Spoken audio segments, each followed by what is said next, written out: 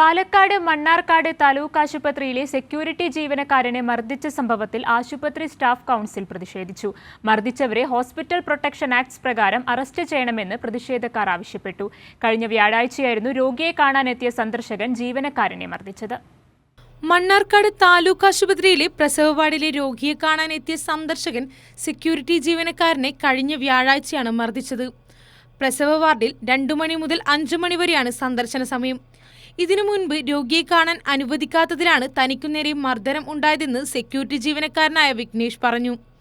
മർദ്ദിച്ചവർക്കെതിരെ നടപടി സ്വീകരിച്ചില്ലെങ്കിൽ OP ബഹിഷ്കരണം ഉൾപ്പെടെ ശക്തമായ സമര പരിപാടികളുമായി മുന്നോട്ടു പോകുമെന്നും സമരക്കാർ പറഞ്ഞു.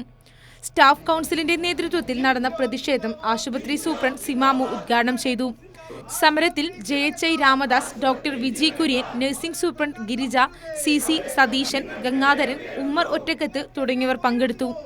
കൈരളി ന്യൂസ്, പാലക്കാട്.